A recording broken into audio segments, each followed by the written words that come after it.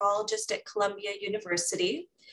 And we are so pleased that you've taken time out of your days to join us. We wanted to start with some welcomes and introductions as folks still come in.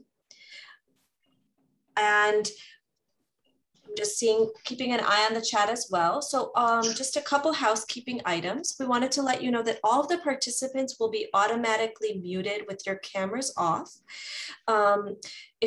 We do want to encourage you to participate and ask questions via the chat.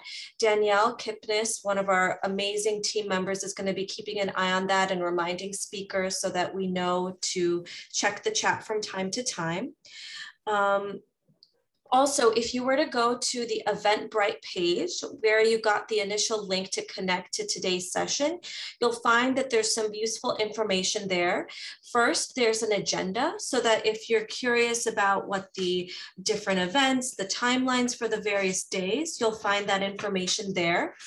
You'll find the speaker bio. There is a Word document including that, as well as a link to another document where you'll have pictures along with bios.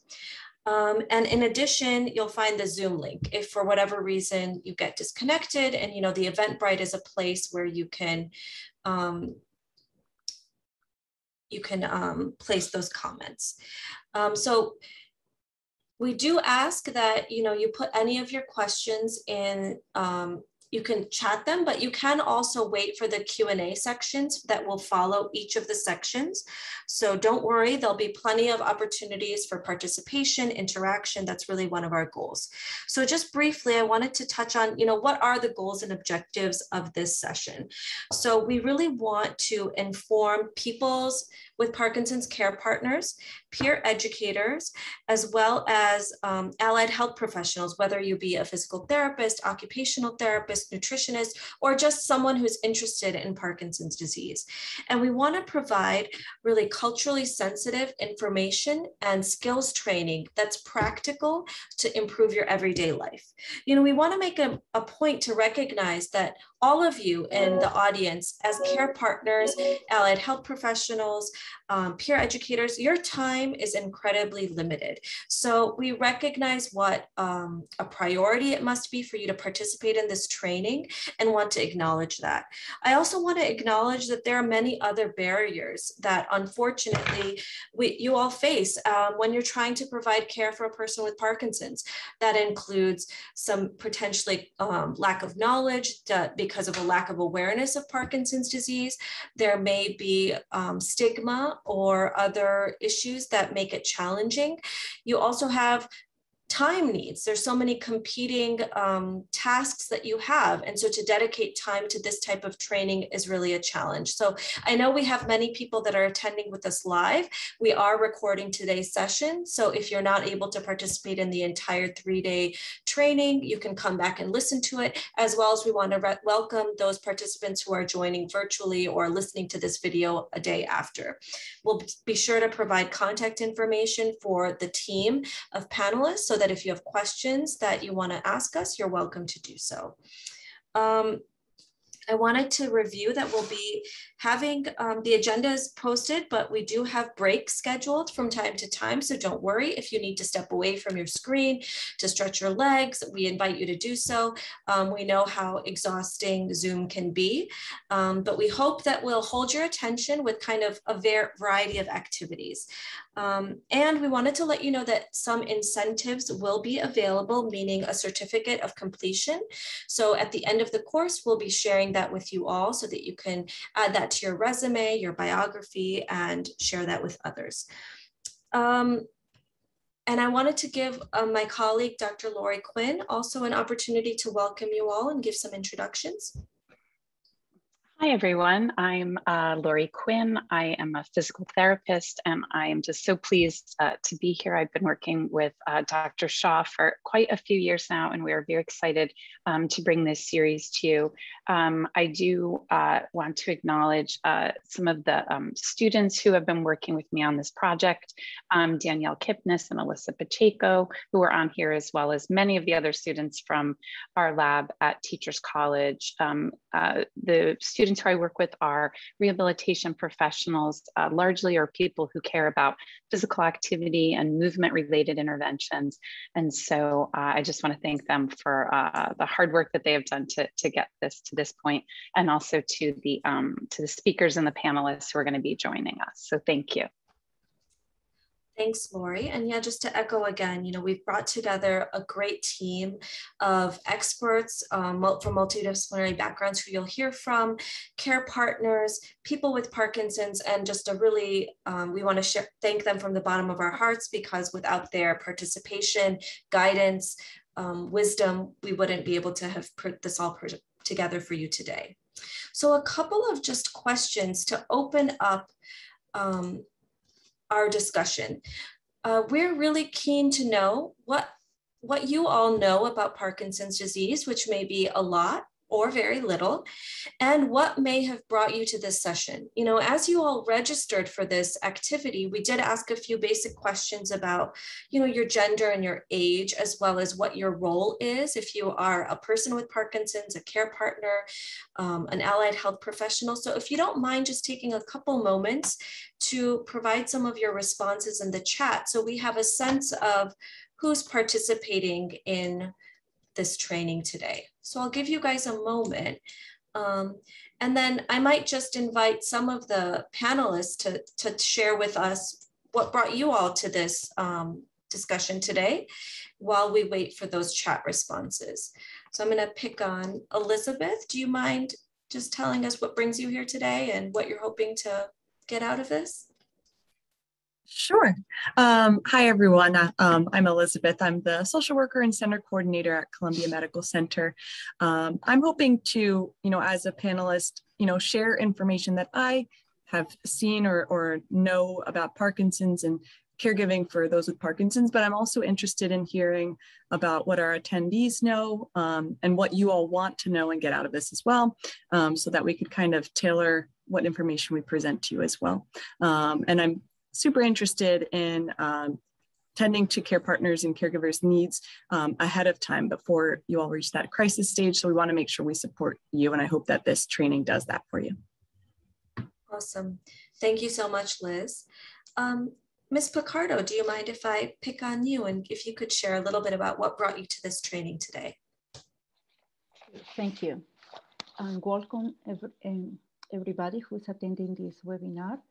I am a caregiver, so I hope this presentation is going to give you a sense that you are not alone in this journey. And there is opportunity for us to continue our personal goals, not because we become caregivers means that we have to forget who we are or what are the personal goals that we have.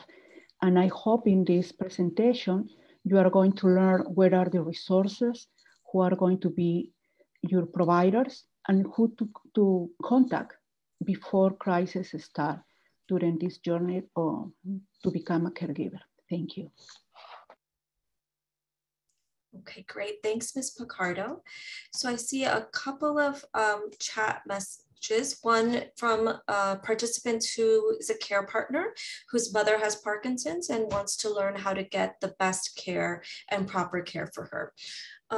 So I think that's a great example. I know that I, as a neurologist, meet care partners every day who are so committed to ensuring that their loved ones are cared for in a respectful way, that also they're looking to learn about how they can enhance their caregivers or care partners' quality of life. So another individual is a patient and care partner. Another care partner who's informed about Parkinson's and resources, but looking to learn more, which is always great. Someone from a home care agency, a speech language pathologist who has a lot of expertise, someone who's a care partner who was diagnosed with an atypical Parkinsonism who's looking for some guidance. So we can see that we have a variety of participants and we're looking to try to make sure we touch on everyone's needs and looking forward to getting started. So our next section is going to be led by Ms. Anita Parker, one of my beloved colleagues and mentors, I would say. She's the outreach director at the St. Luke AME Church in Harlem, and she's going to speak about a community-based approach to Parkinson's disease care. Following, we'll hear from Dr. Quinn, who's going to share one of the stories of a patient she's worked with closely and their journey. And then finally, I'm going to finish this section just to talk about what is Parkinson's disease, so we're all on the same page. We'll then hear the perspectives for some care partners. So Mr. Bernard Coley and Ms. Lorraine Hay.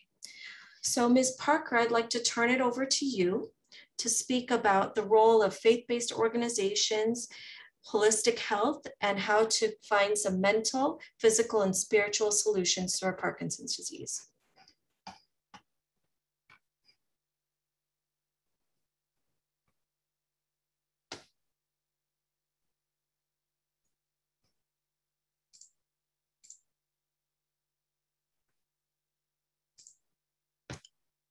Ms. Parker, you're muted. I just want to make sure that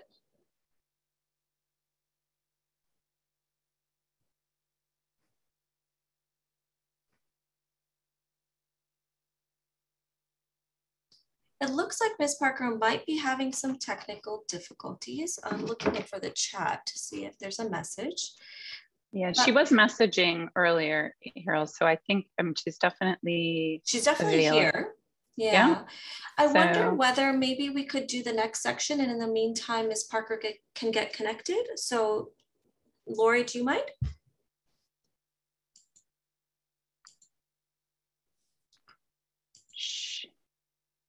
Yeah, so do you want me to do the section now? Yeah. Sure, yeah. Okay, so in terms of thinking about Parkinson's disease and as a journey, we just wanted to maybe have an open discussion about how do we think, or how do you all think that Parkinson's disease affects one's life? And are there things that one can do to live well and thrive with Parkinson's disease? And we invite any of the panelists or the attendees either to speak or to post in the chat.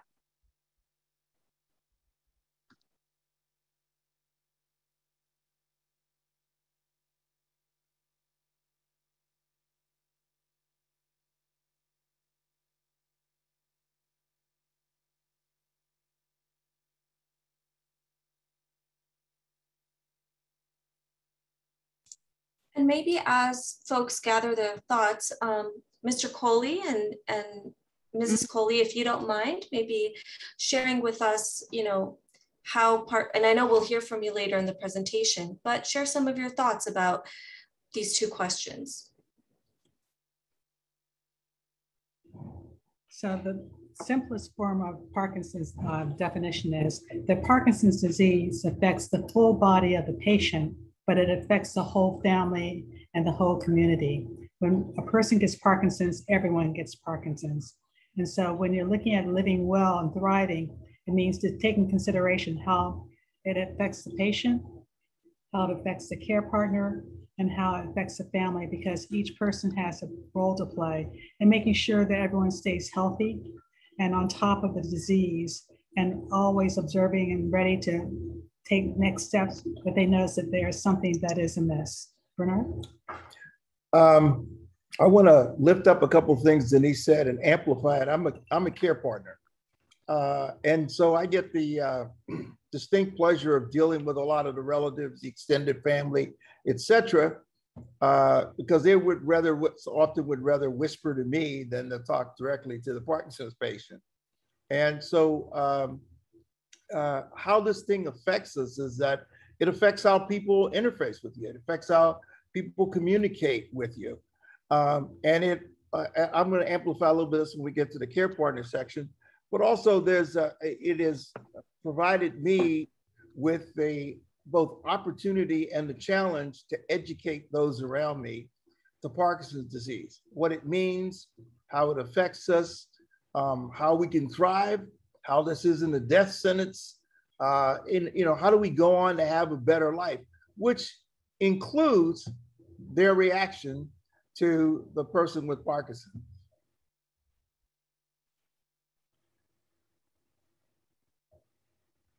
Yeah, I think those are really great points. Mr. Smith, would you like to add anything?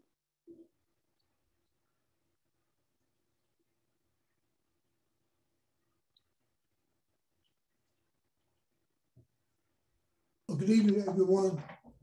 With that, first tell you what a pleasure it is to be here and to be of service. I've come with my own ideas and thoughts about how I'm living with Parkinson's and how I can best help others to understand how to live with Parkinson's. I think I've been able to be pretty successful in the things I do, but like anyone, I always have these feelings about Parkinson's. I have my main problem is staying in the here and now, because I always worry about how Parkinson's is going to affect me in the future. And the future is really not that important because it's not here, but I think about it. I wonder about things I just found out that Colin Powell had the beginning stages of Parkinson's. I was like, whoa, I didn't know that.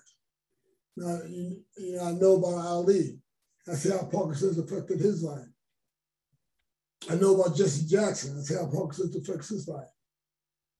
So, just trying to get a better understanding about how can I best live with Parkinson's and in fact help my family to understand how I'm living with Parkinson's. Because I was speaking to my brother. It was amazing because I was speaking to my brother, and he says, "I know you have Parkinson's." I was telling him, I forget what I was telling him, but he said, "I didn't know that Parkinson's affects you that way." I was like, "Whoa, he doesn't really understand how Parkinson's affects me," and that's a problem because he's my family, he's my brother. He should know exactly what's going on with me and Parkinson's. That, at times when the medication is wearing off, I really don't feel that well. He didn't understand. We were out at dinner the other day. I said, "Franco, I don't feel well." And he said, "What's wrong?" I said, "Well, the medication's wearing off." And he said, "This is how you get when the medication wears off?" I said, "Yes, this is how I get." And it takes, once I take the medication, it takes about a half an hour for me to start feeling better again. And his eyes are looking at me like, wow, I didn't know that you really go through all that because I live by myself. So, I came to this to try to get a better understanding about how I can deal with Parkinson's and how I can best affect my community and my loved ones with teaching them how I live with Parkinson's and teaching them the best way to not feel pity for me, but just try to understand what I go through. I'm a person that likes to keep things to myself. But I need to open up. The only way they're going to open up, only way they're going to understand is if I open up and let them know exactly, and they see me where I don't want anyone to see me. So, Yeah. I can go on, but well, we're going to have a lot of time to review some of these things, but I think you bring up some important points, and I'm also monitoring the chat. And I think some of the things that seem to be so important is having a support system and having people who know about the disease and can be there to support you and understand you. That's something that I think seems to be coming through, and having that team, and whether that's friends and family, or some people in the chat have referred to having a medical team and PT and OT and neurologist, and we'll be hearing from a lot of people over the next few days about how what we think the role of those individuals are and how they can be supportive. And then someone else is talking about the importance of resilience and staying strong. I do have to say, Mr. Smith, I was also struck by Colin Powell. I did not know that he had early stages of Parkinson's disease. And one of the things that he said, he also had cancer, but he did say that he didn't want to let his two diseases define him, and they weren't things that he was willing to let affect his life. And I think having that resilience and that strength, I think, is really important. But I also recognize that it can be challenging, and some other people are also referring to that. So maybe this might be a nice time to share a video. This is an individual who I've gotten to know over the years. She's worked with us in our lab, and she, I think, provides a really inspirational story about how She helps to manage and thrive with Parkinson's disease. So Dr. Shah is gonna share that with you now. So this is a few minutes, so everybody just sort of sit back and listen.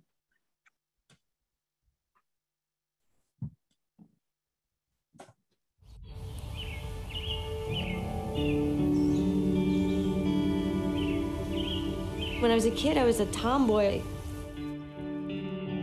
I was the first girl in Little League in my town. I was that person, you know? I was just always a sports kid. Growing up, both my parents were really athletic, like very sporty people. We grew up hiking, biking, just going on walks with the dog, skiing as a family almost every weekend. We were never just sitting home and watching TV. You know, that's not our family. I was like, come on, let's get out and do something.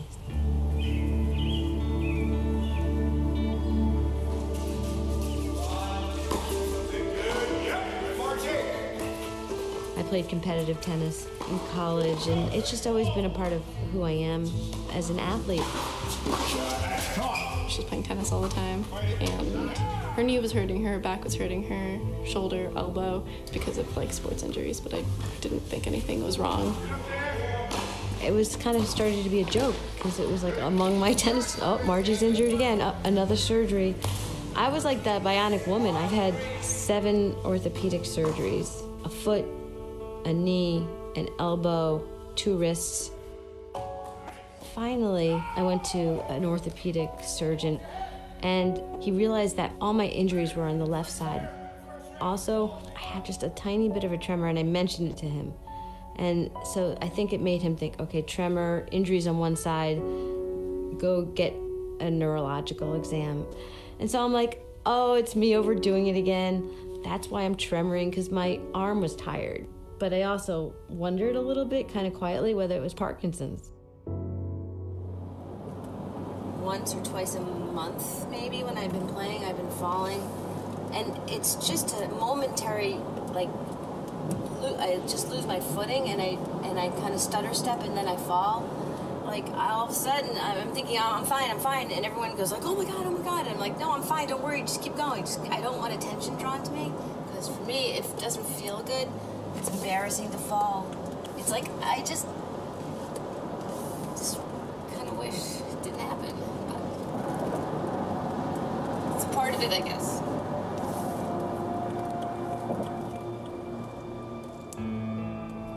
This one hasn't changed one bit. No. Oh my God, look at that. That was the When I got diagnosed, I was kind of in shock. Because I was young. I was just a month shy of turning 49, so I was 48. I was like a deer in the headlights. I was like, wait, what, really? My parents sat my brother and I down at the dinner table and told us. Look at this, like, It was definitely hard because my mom is such a strong person. She was very conscious that she didn't want to put that burden on her children. First work versus now, like, do you think? I wanted to be okay with it and feel strong enough and confident enough that when I told them, I wouldn't fall apart. Hello, Margie Hallie. You can have this disease and just be really normal. I work at a school for kids with learning disabilities, and it's like you can do most of what you were doing before if you take care of yourself and be proactive. Maybe that's a lesson to teach people. I think we're getting a whole new system, so maybe we ought to be together. I was a little worried professionally at work how to tell people, yes, I was diagnosed with Parkinson's, I'm really okay. But it took a while for me to feel comfortable enough to tell the whole staff as a group. A lot of people were like silent, they didn't know what to say. And I told them, if you have any questions, ask me, just ask me, it's okay. Like that? Yeah, so try to resist the floor, so don't just fall to the floor. Yeah. We know that consistent exercise has immediate benefit, but what's much more important is a sustained effect over time. So much so that we know that exercise can delay disease progression. And we truly don't have any other way to delay disease progression. I have found it makes me feel better. I think the endorphins are going, and it's creating new neural pathways. I really feel that this is what I gotta do to feel good. I'm gonna do it. I'm gonna keep doing it as much as I can and as long as I can. I feel like I have a job at work, and then I have a second job, which is to work out. I just have to, not a choice. The symptoms of Parkinson's that I've felt over the years, everything's a little harder. Okay, fingertips on the table. Go. A, C, E. When you're doing your daily, you're buttoning your shirt, you're shampooing your hair, it's hard to get my hands moving, my fine motor. Emotionally, I'm more anxious, I think. A lot of people get depressed. I'm like an upbeat person. I've never really been a depressed person. So I don't go in that direction. I go toward anxiety, and I think I am more anxious than I was before. People get really like worried about me, and I'm like, no, I'm fine. Just stop, I'm fine, you know? And I gotta keep going. Yes. So, I mean, that's my biggest worry. Rosie! I think my positivity, like, comes from support. And it comes from a network. It's not just my family. It's my friends. It's my tennis friends. It's my work friends. It's my friends with Parkinson's playing ping pong. Ping pong Parkinson started out for me as just a fun place to play ping pong with people that might have Parkinson's, and it's become a community. It's become a support group without trying to be. It's such a good feeling. I feel really happy when I go there. Ping pong seems like the thing that I can keep doing for a while because it really doesn't require a lot of space to keep moving around the court. Like, it's small, and my reactions are really good. I think we're the only place in the world that has an organized weekly ping pong Parkinson's program. And there's a lot of evidence that shows that ping pong in particular is good for Parkinson's people.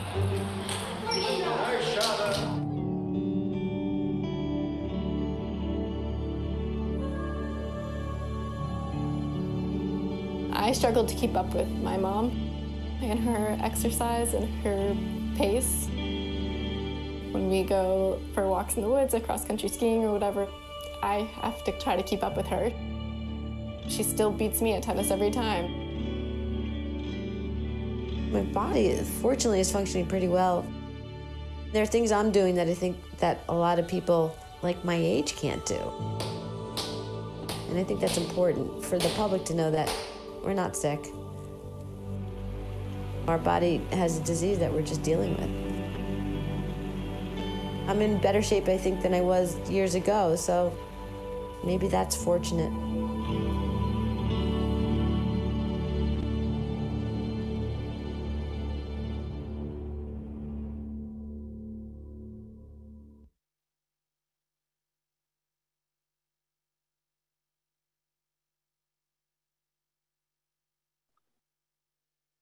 Okay, so I know a couple of people sort of said what an amazing story that is, and I hope that you found something in that resonated with you. And I think, sometimes when people see that, they're, oh, she's so incredible because she is doing so much. But I think there's pieces of this that I think any individual can take in terms of her, resiliency and the things that matter to her and her support system. And I think really some of the things that we've already all just highlighted. So I'm going to turn it over now. I think Dr. Shah are we ready for Ms. Parker? Yes, I think so. So I'll just go back to that slide. And so again, Ms. Parker is going to, I think, we learned about how, I think from Margie's story, it takes really a community to support a person with Parkinson's. So Ms. Parker is going to share with us her wisdom and knowledge about the role of faith-based organizations and providing holistic healthcare, including mental, physical, and spiritual solutions for Parkinson's disease. Thanks, Ms. Parker. All right, good evening, everyone. I want to thank you for this opportunity. As we began to do the work and the community-based research project, we started with brain health to talk about it. Our background has been doing several different health-related issues in our communities. And we felt that, and others felt that we was a good fit to do this project. We went through the training. Our partners, we partnered together and they wrote a grant. And after that, we began to address the issues of talking about brain health, educating our community in regards to what is brain health. And it was so rewarding to several of the members. We had also was able, not just members of the faith community, but the general community, tenant associations. As we move forward into this, we began to do the second phase of the outreach, saying that we do with other healthcare issues, which is health fairs. The health fairs in the community, in 2 different communities, was awesome. Near my Baptist church, I believe I may be pronouncing it wrong, but I want to make sure I pronounced it right. Mount Nemo Baptist Church, as well as St. Luke and St. John. We did a health fair in 2 different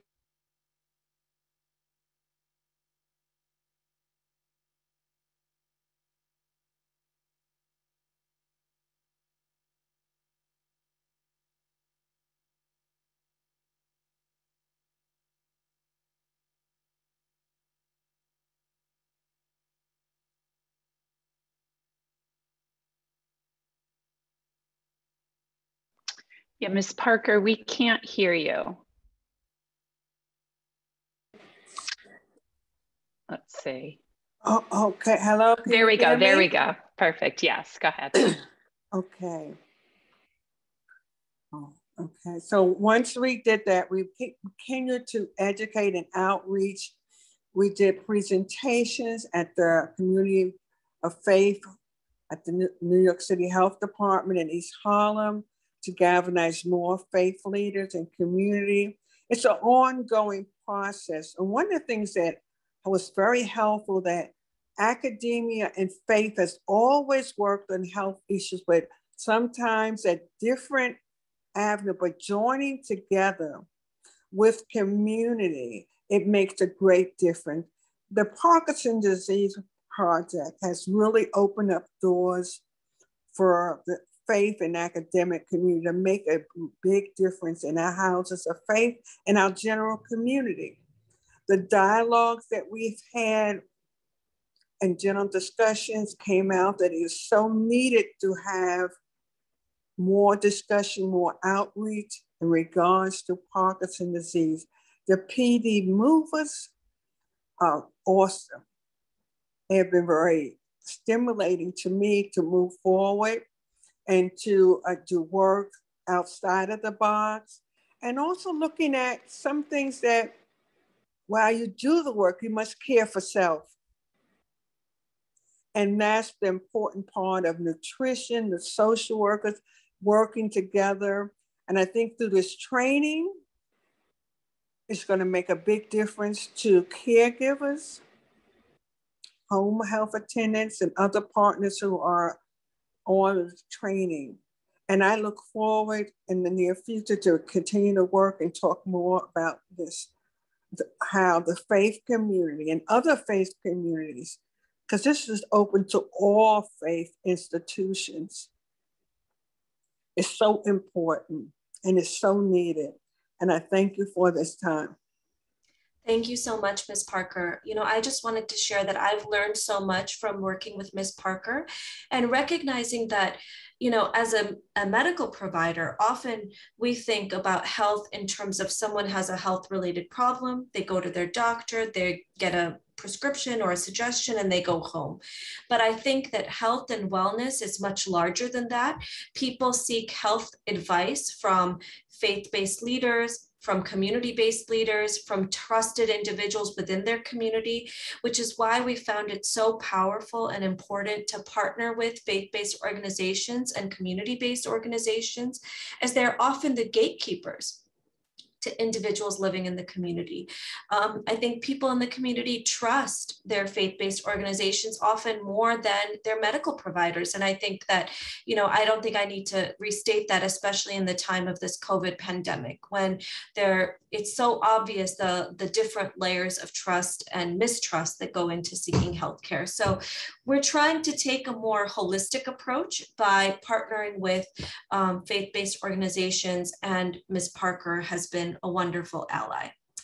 So with that in mind, we're going to move on to the next section, which is just a brief discussion about what is Parkinson's disease.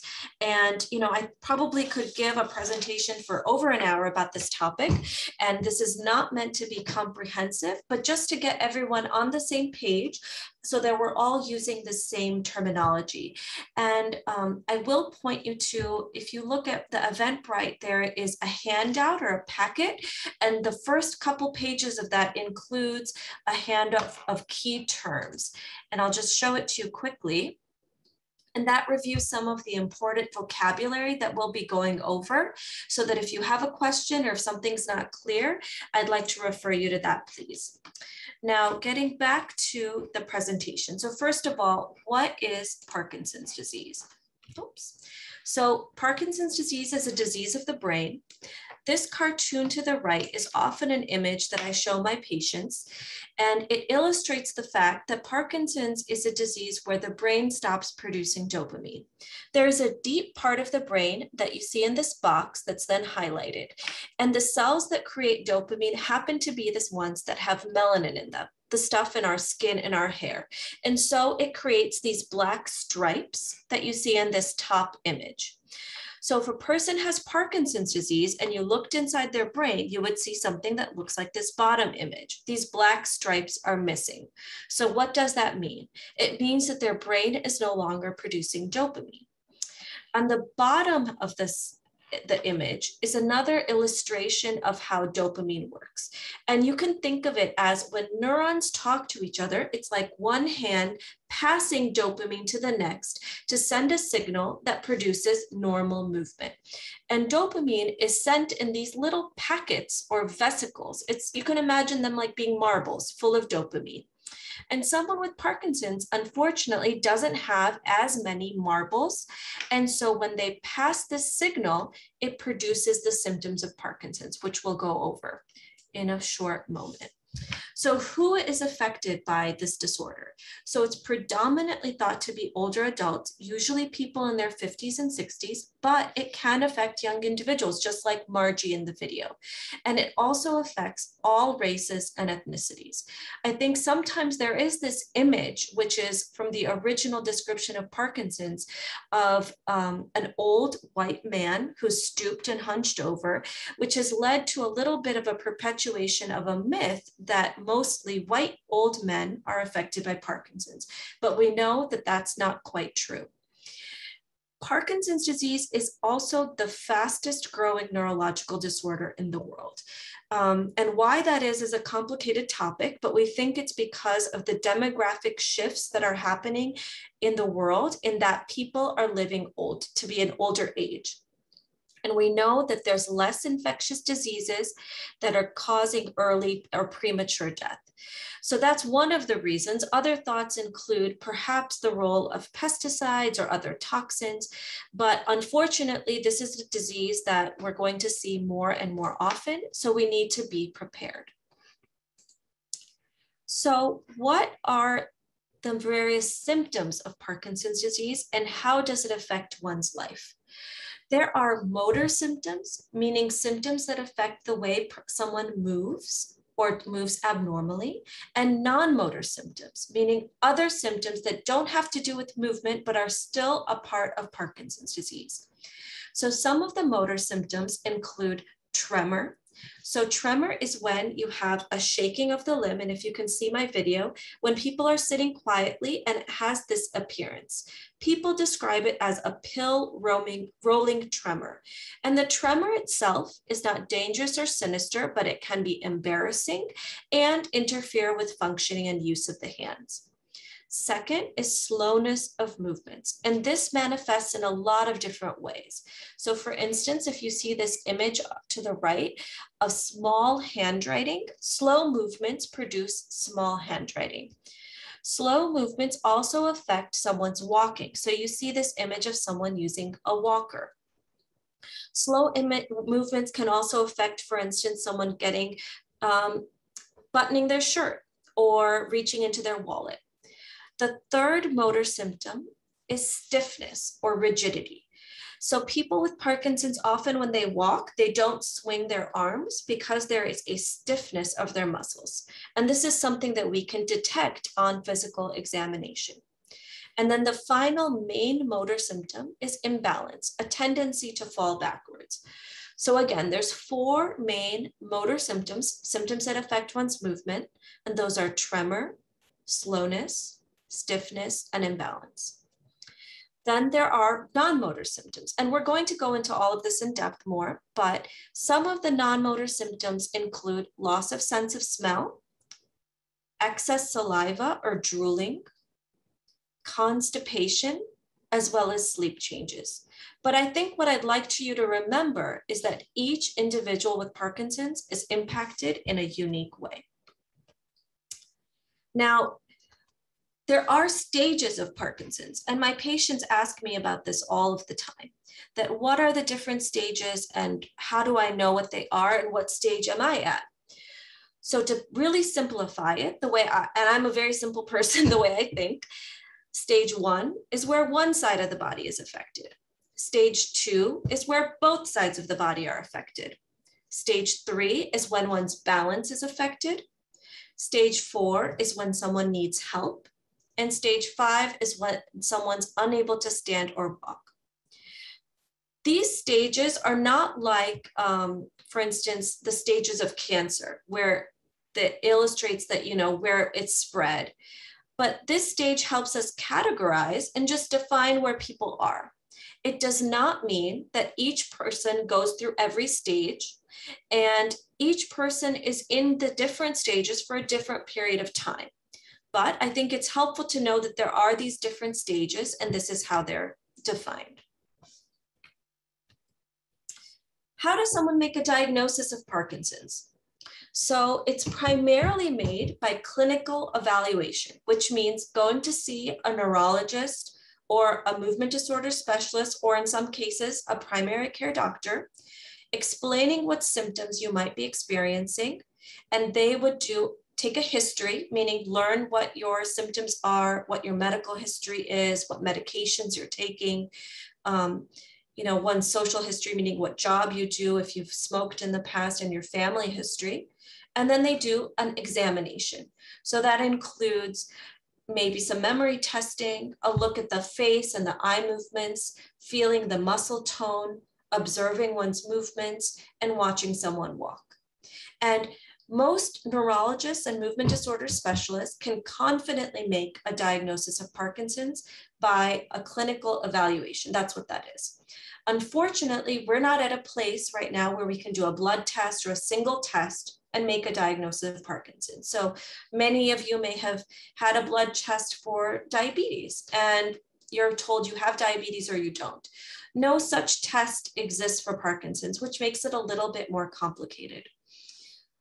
It's important to know that imaging or an MRI of the brain is often normal.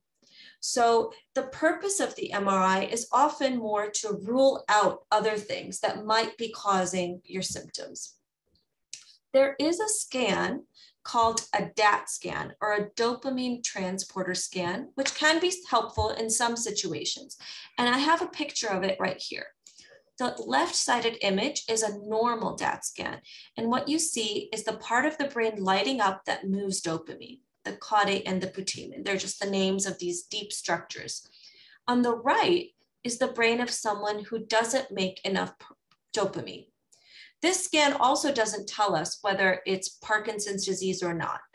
But it can be helpful, for instance, if someone is taking a medication that blocks dopamine and can cause symptoms that masquerade like Parkinson's. In that case, the scan would be normal. So this is just an example, but to emphasize, the way we make a diagnosis is by a clinical evaluation. So I'm often asked, why is the disease unrecognized or diagnosis delayed? For instance, in Margie's case, we saw that she suffered, unfortunately, many, many injuries before someone finally figured out she had Parkinson's. I think it's because often the symptoms of Parkinson's can be confused for other diseases or disorders. In her case, it was orthopedic issues. Sometimes people feel that they've slowed down or their movements have changed, but they think this is a normal part of aging and they don't recognize that something might be wrong that requires them to see a doctor. Sometimes maybe they're embarrassed or have preconceptions of why they might have the symptoms they're having, like tremor or trouble with their walking. Sometimes there isn't a specialist available to do an evaluation. And sometimes the provider may also not recognize the symptoms. So there's many different reasons why the diagnosis is delayed. And we know that minorities, Black and brown individuals with Parkinson's disease, face even longer delays before they're diagnosed. I did want to point out that it's important to know that there are atypical Parkinsonisms. So I think of Parkinson's disease as a horse, and that we look inside of that person with Parkinson's and they have that characteristic lack of those black stripes that I showed you. And then there's atypical Parkinsonisms or zebras. So we know horses and zebras have a lot of similarity. They have 4 legs, they have the same shape of body, but they're different. So in that way, there are atypical Parkinsonisms that might masquerade or look like Parkinson's disease, but aren't quite the same. And one of the main differences is that they don't respond to medication that Parkinson's disease is often used to treat or treated with, excuse me. So I think it's important to share what are the early signs of Parkinson's that might lead to a more timely diagnosis, meaning diagnosis at the time of onset of motor symptoms. So tremor is one of them, small handwriting, loss of smell, trouble with sleeping, trouble moving or walking. And then there's the non-motor symptoms of constipation, a change in one's voice, masked face, which refers to a lack of facial expression. It looks like you're wearing a mask, dizziness or fainting, and stooping or hunching over. Now, obviously, a lot of these symptoms like constipation, trouble sleeping, dizziness are non-specific. There could be a lot of different causes. But I think if anybody you know, or if you're concerned that this might be Parkinson's, you would go to your doctor and get an evaluation, and they can help to make the diagnosis. So I wanted to give you all an activity before we took a break, and this is some homework. I'd like everyone to spend some time tonight after this training explaining to someone in your family, a friend, a teddy bear, what is Parkinson's disease. And I want you to be sure to try to include 5 key components: that it's a disease of the brain, it's due to a lack of dopamine, it affects one's function with both motor and non-motor symptoms, that you make a diagnosis using an examination, and that you can still live well and thrive with Parkinson's disease, as we saw in the video with Margie. So with that, we're going to take a short break.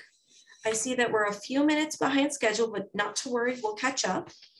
And so on the other side of this at 6:55, we'll be hearing from Mr. Bernard Coley and Ms. Lorraine Hay about some of their perspectives as a care partner regarding what is Parkinson's disease and how it affects one's life.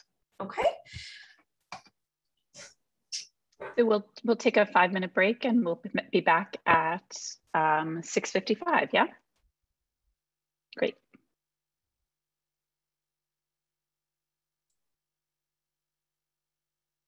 Dr. Shah?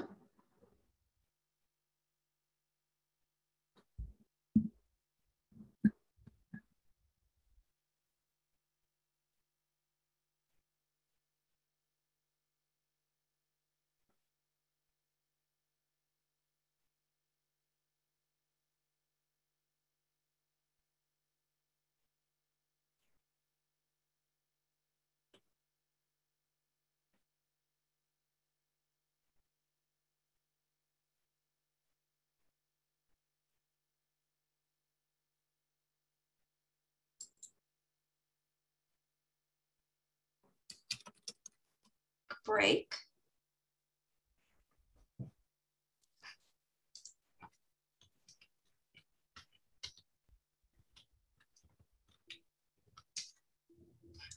Ms. Hay, if you could turn your video on.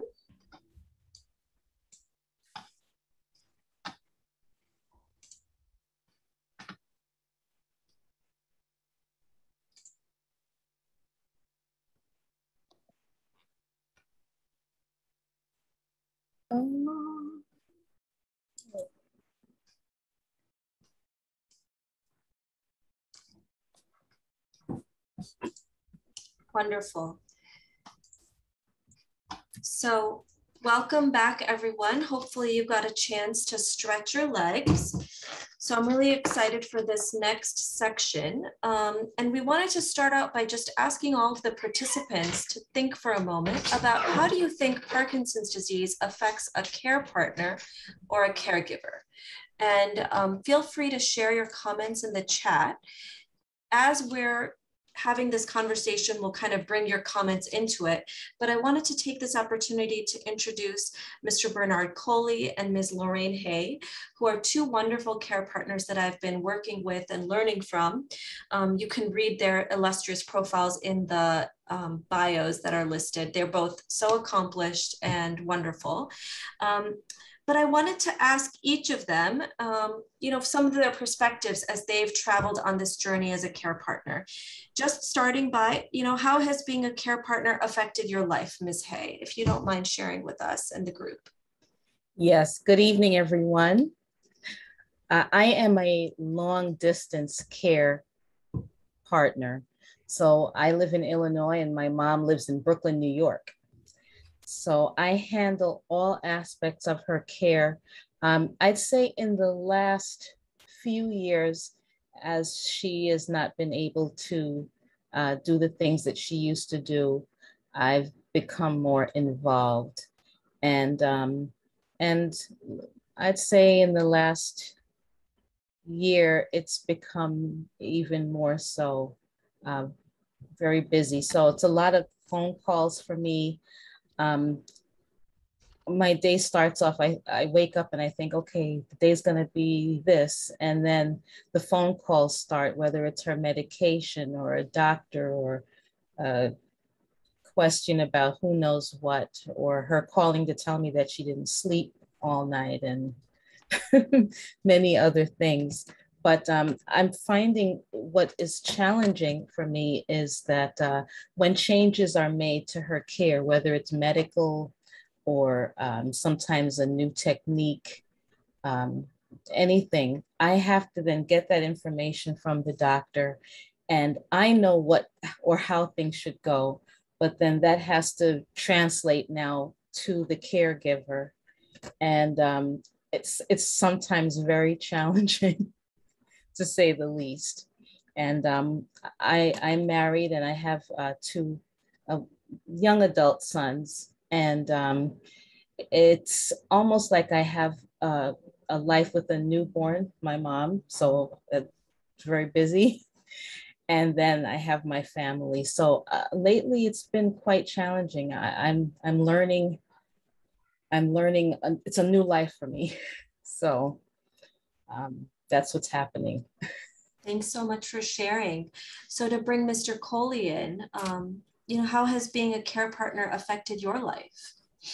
Well, first, let me say hello from the left coast. I'm here with you all today from Central California, from actually Morgan Hill, California, where the sun's up and it's still afternoon. So I don't look as sleepy as you do, but thank you for having me, and thank you for allowing me to have this opportunity to speak on a subject which obviously now is near and dear to my heart.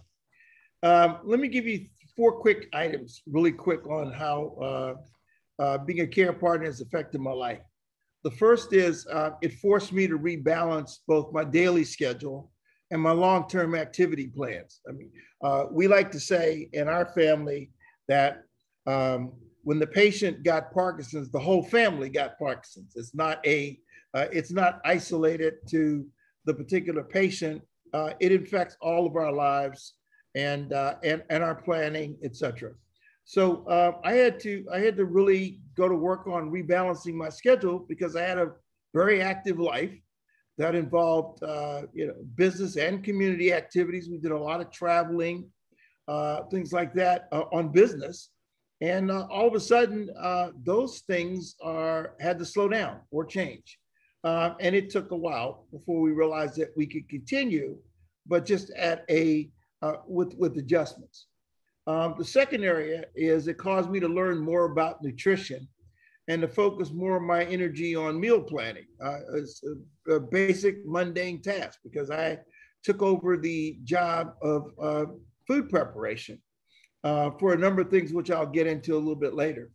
The third thing is it focused me to focus more on family communication. I like to tell people I became a care partner the day I said I do, because I promised to be there through good times, bad times, good health, bad health, etc. And so I signed on as care partner.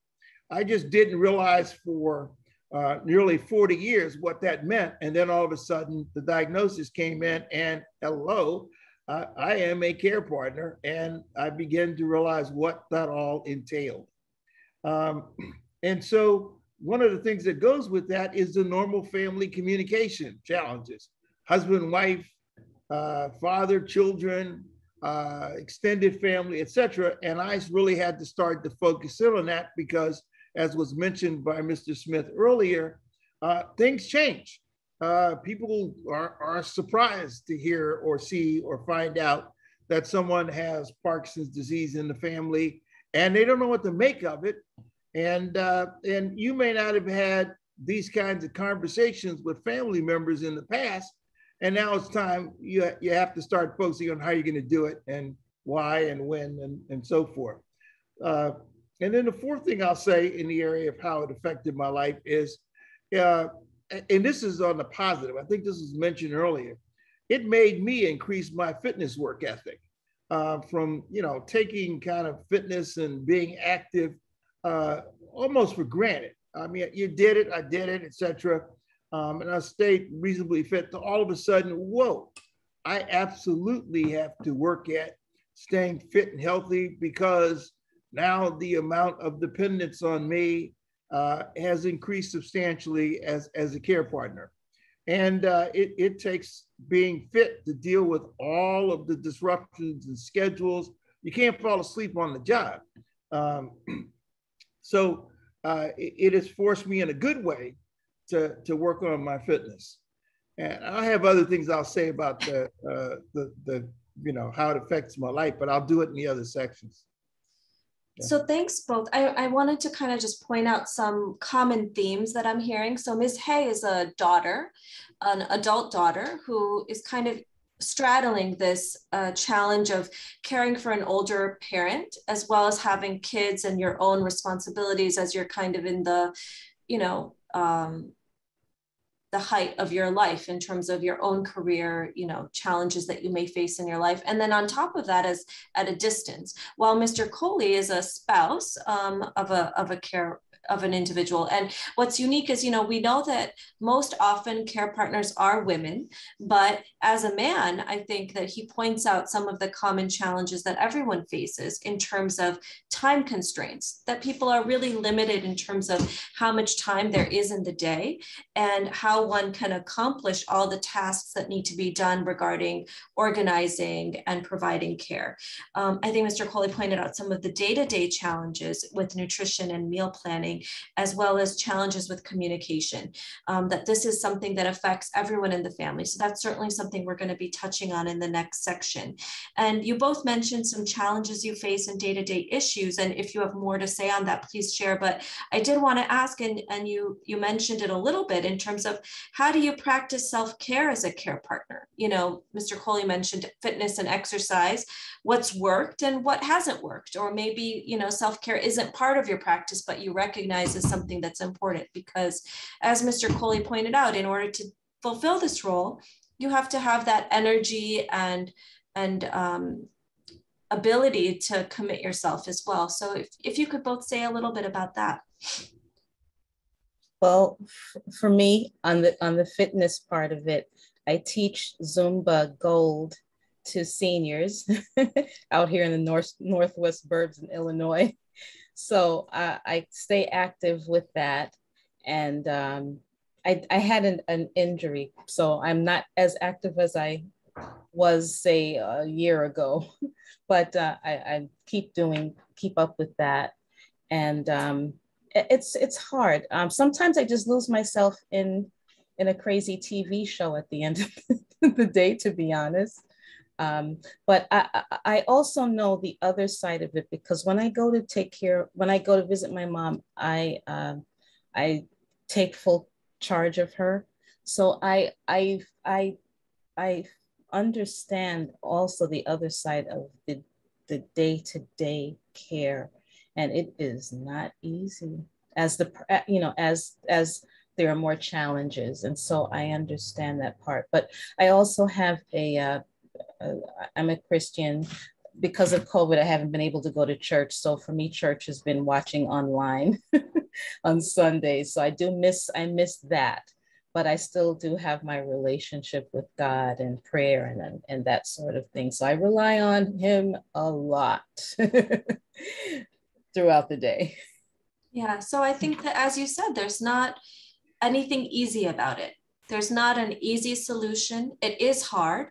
And I think it's about trying to find, and maybe not achieve, but striving for balance.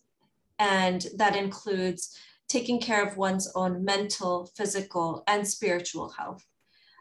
Let me say a word or two about that. Yeah. That was pretty important. For the first 8 months into following the diagnosis, I have to admit, I was just kind of in a reactive mode, and which was not good. And so about 8 months in, I just sat down one day and laid out a daily schedule in terms of blocks of times at which I would try to get certain things done. And then I found out what really worked was when I just let everybody know that doing 8 a.m. to 10 a.m. I mean, well, actually, in this case, 7 a.m. to 9 o'clock, I'm trying to get in a workout, get showered, get all those things, get ready, get prepared for the day. Don't bother me with anything else. Between 9 and 11, I'm working on job-related stuff or volunteer stuff that I had to get done, etc. Don't bother me during that time, except for feeding Denise or making breakfast. Anyway, so basically I blotted out the day, and I figured out and set time periods to take care of myself, reading, relaxing, making a phone call, whatever it is. And I stuck to those times, along with knowing that starting at 3 o'clock every day, I was going to be preparing dinner, etc. Or at noon hour, or sorry, 11:30, I've got to get ready for lunch. And then the setting the time periods, and then really working hard at sticking to it and letting everybody else know that this is the schedule that I will be on. They can do whatever they want to, but this is my schedule, and that helped. The second thing I want to say is I work real hard at turning routine and mundane tasks into exciting activities. Because you can sit here as a care partner and dwell on, oh no, I got to give them their pills at this time. I got to make sure this happens. I got to get to the doctor on this day, and it just starts to weight you down. So I think it was Lorraine mentioned mental, and others mentioned taking care of your mental health. This is an important part of it. So the way I did it was I started making these things exciting. So I renamed myself the Quarantine Chef, and I started making dinner part of an international comfort food tour. And what I do is I look at cookbooks, read stories, but find out, and I work with taking comfort foods from different places around the world, and I prepare them. And then I put a whole lot of effort into the presentation of the food. So my family feels like they go to a restaurant every night for dinner. But what was important about that is it had other side benefits. Number one, my grandchildren now eat more vegetables than they did before we moved in, which they were not vegetable eaters, as most kids weren't, but they do now. But a Parkinson's patient may also suffer from apathy about eating. And so putting this effort into preparing and the preparation and the display of the food got everybody excited. Now they can't wait to see what Grandpa has prepared today, what it's going to look like. And I got these fabulous pictures, by the way. But they can't wait. And for those of you who are not experienced foodies, the first way, when you're presented food, the first thing you taste with is your eyes. If it looks appealing, if it looks exciting, you're 2/3 of the way to it tasting good and it being a great meal, which has the side effect of helping my PD spouse with eating and keeping up her nutrition.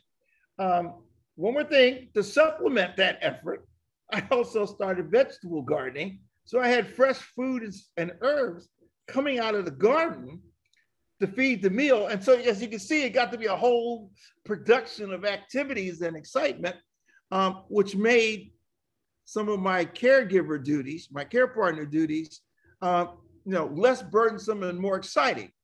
And to really stress this out, I started publishing little stories about the comfort food tour for the benefit of my family. And before I knew it, they had shared with others, and I had a whole following on Facebook.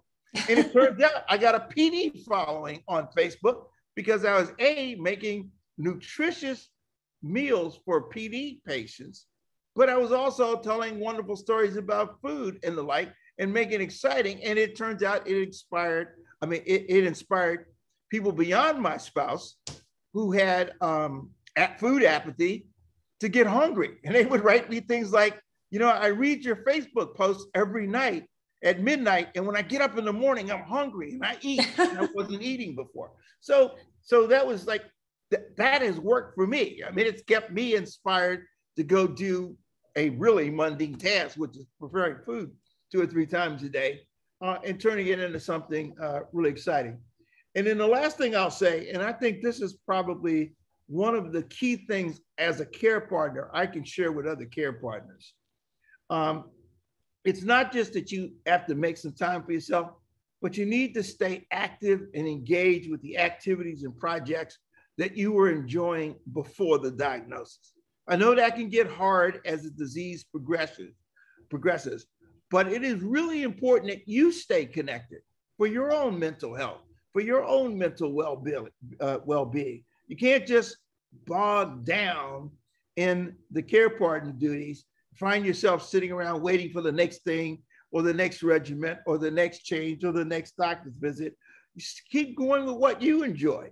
And you'll find that overall, A, your energy goes up, B, your mental state is good, is better. And so just stay engaged with where you work. PD is not a death sentence, as I like to tell my wife. So yes, it means it disrupted some of the things, but it didn't mean you had to stop.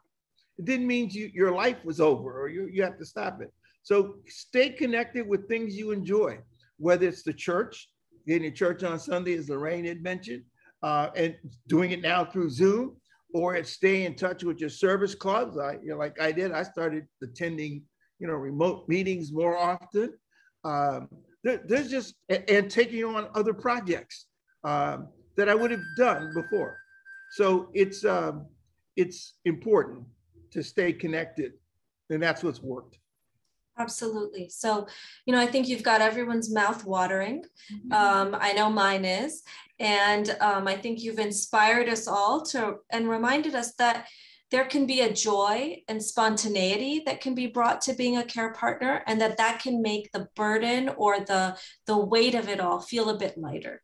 And so with that, I know we could spend all evening talking to Ms. Hay and Mr. Coley. We'll hear from them again, so don't worry. We'll hear more from their perspectives. But I would like to transition to our next section, which I think is a powerful story as well, which they touched on about how do we become an empowered care partner. And we'll be hearing from Ms. Elizabeth Delaney and Mrs. Angela Picardo. So I'll turn it over to them. Thank you.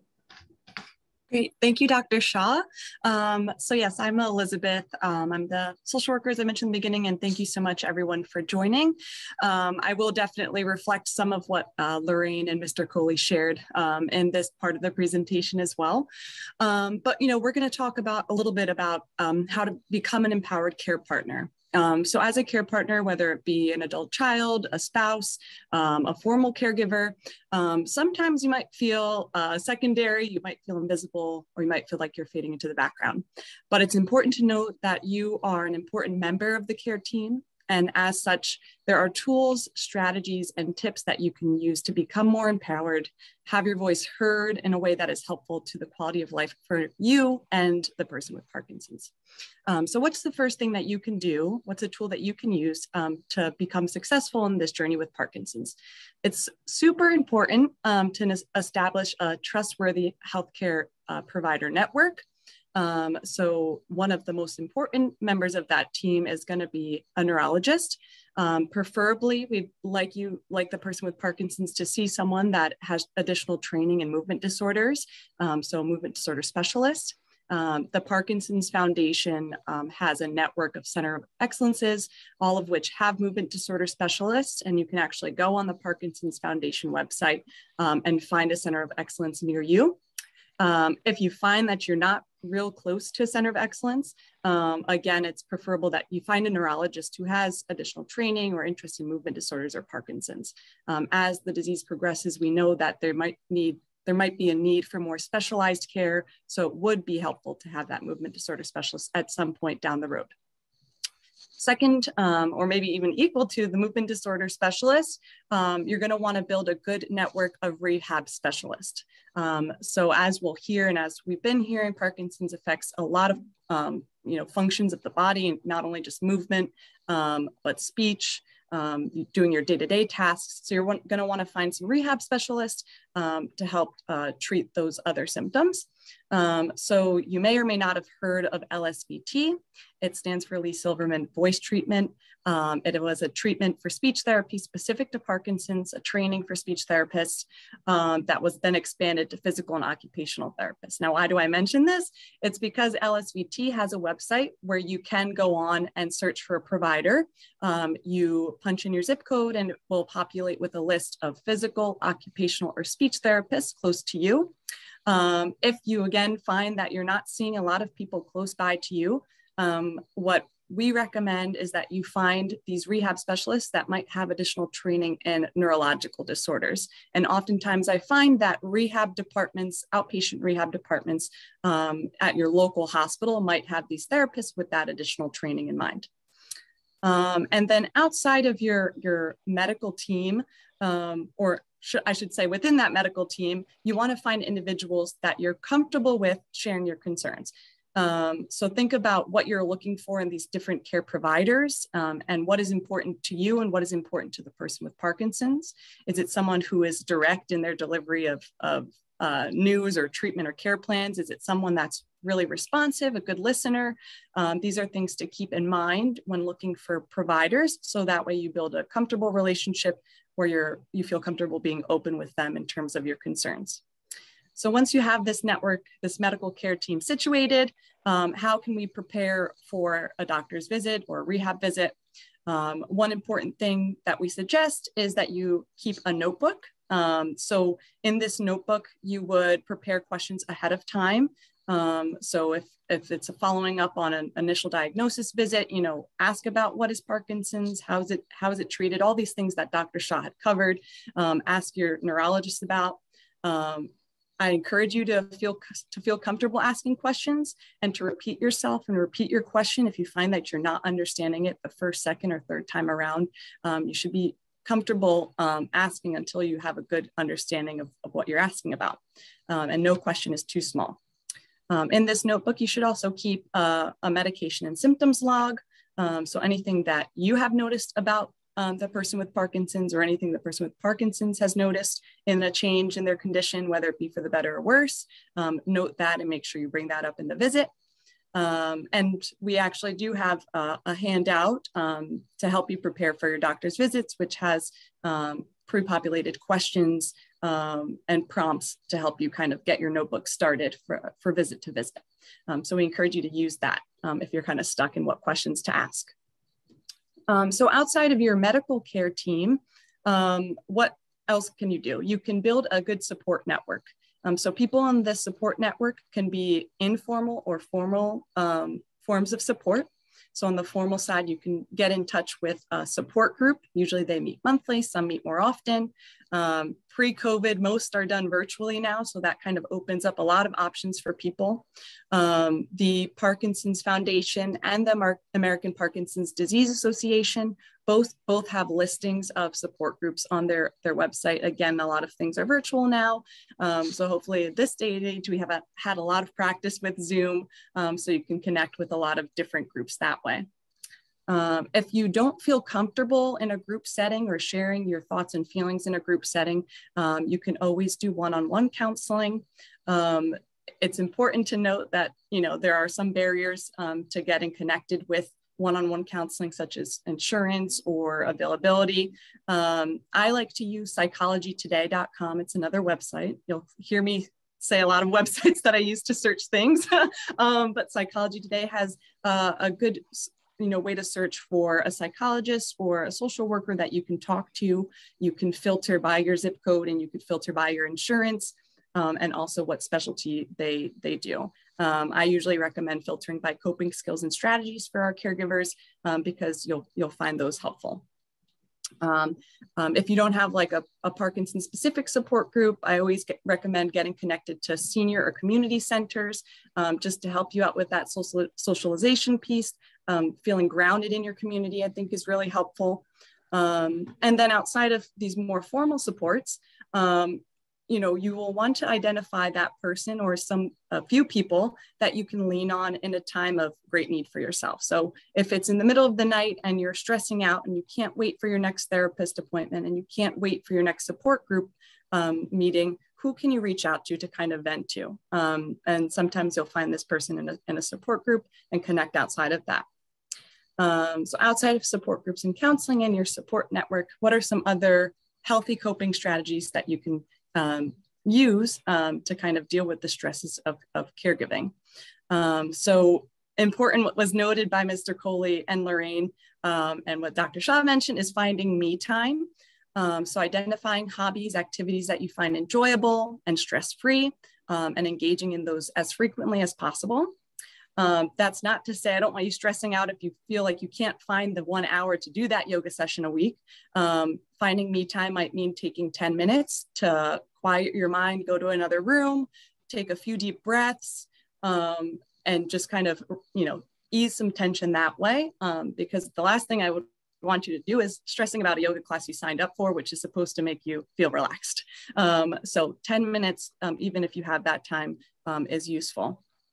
Another healthy coping strategy is tapping into that support group network that you formed. I find sometimes that people get overwhelmed easily if there are a lot of things popping up at once. Try to break down larger challenges into smaller goals to avoid feeling overwhelmed, or tackle one challenge at a time. Sit down if a lot of things are popping up, organize things in a way that makes sense to you and tackle one thing at a time, as opposed to looking at this huge challenge. Staying physically active was mentioned too. Exercise, as we know, can help promote these feel-good chemicals in your brain. So it's important that you take care of your own physical health as well. What I like to say to caregivers and care partners is don't wait until your tank is on E. A lot of us will be on that highway and say we can make it to the next exit when the ticker is right near E, and then we're stranded on the side of the road. That is something that we don't want for our care partners and caregivers. So check in with yourself often. If you feel that you're heading down that road, tap into your support sooner rather than later. And then respite care. If you find that you need a good chunk of time alone, or you just need to take a step away, you can tap into respite care, have someone step in for a little bit to help provide the caregiving responsibilities. And it's remiss to say that all of this is easy. So there are, of course, some challenges to becoming an empowered care partner. So I've listed some here, and this is certainly not an exhaustive list. We've noted that, immigration status can certainly be a huge barrier for most in tapping into the healthcare system. There can be language barriers, communication issues if you find that your care providers don't speak the same language. There's, of course, restrictions on access to certain public health insurances that are dependent on your immigration status, which then in turn affects what kind of care you receive. And then there's fear and intimidation of immigration enforcement activities, which might make people feel less inclined to speak up or to seek care. Burnout, which can be defined as just complete exhaustion, is certainly a challenge. And like I mentioned, to kind of make sure that doesn't happen is we want to address things as they pop up and not wait till there's this huge crisis. And then sandwich generation. So Lorraine so eloquently explained her challenges as having adult children and then also having to caregive for a parent. When you are in the sandwich generation, there can certainly be competing demands from both sides of the coin. And you want to make sure that you get additional help to be able to fulfill all those responsibilities on both sides. And so that's just, my perspective, but we have Mrs. Picardo here, who I'd love to let share some of her perspective on some of these points too, as from the caregiver perspective. So Mrs. Picardo. Thank you very much, and thank you. And welcome again to all the participants and who are with us tonight. And like it was mentioned before, with Dr. Shah, the caregivers that we are with us this evening, I like to add that becoming a caregiver is, in the beginning, very stressful. And like was mentioned before, it doesn't mean that you are going to forget who you are and what are your personal goals, or stop doing what you really enjoy to do. One of the strategies I found helpful for me that I am a caregiver is learn about what I'm going to face, what is now with the new diagnosis, and what I'm going to face in the future. And my first resource are the providers. I need to know, to learn. Knowledge is our power for caregivers. If we know what is coming up, what is in our hands now, that the same that was sharing when we say I do is forever, but that I do and that wish for us to support our loved one must to be hand by hand with knowledge. And here, with all these professionals presenting this workshop, you will have the first step to learn. And then is the second part of the caregiver role, educate. We must educate our family members, our friends, and our community. We have to educate them. We are not going to find, it's a reality, we are not going to find the support that we are looking for. Since the moment we become a caregiver, and I always share that, every day a new caregiver is born. So we have to be sure that we who have the strength and the abilities to get educated and educate others, prepare the path for the future caregivers. This is a partnership with people that we are going to meet. But we have to be like professionals and caregivers, we must be realistic and empathic and have empathy to be sure this is not just my family, my circle of friends, or my providers, and we are in a bubble. No, we are not. We must spread the knowledge, spread our resources, and be sure that our loved one is going to have good quality of life. And we, like caregivers, we also need that quality of life. I heard a lot about the client-centered counseling, but we also need it. Don't forget that caregivers also need that caregiver-centered, because we have so many roles in life. Especially if English is not our first language, it's hard for us. We are in the sandwich generation, where you have young children or children with special needs or medically fragile, and your parent become having this disease, the Parkinson disease. So all that stress for us must be relieved a little bit with the knowledge. Believe me, if you have the knowledge, you have the power. And with these providers here, I encourage you, don't hold their hands, knock the door. When you get your notebook and go to your doctor visit, in your notebook, give it to your provider. I need your email address. And please, I need your full name. And so when you email them, you will have the name of the person. When you go to different providers, because we are going to have so many providers, and we are going to tell, this is the provider to give me these ideas. What do you think, how we could work this?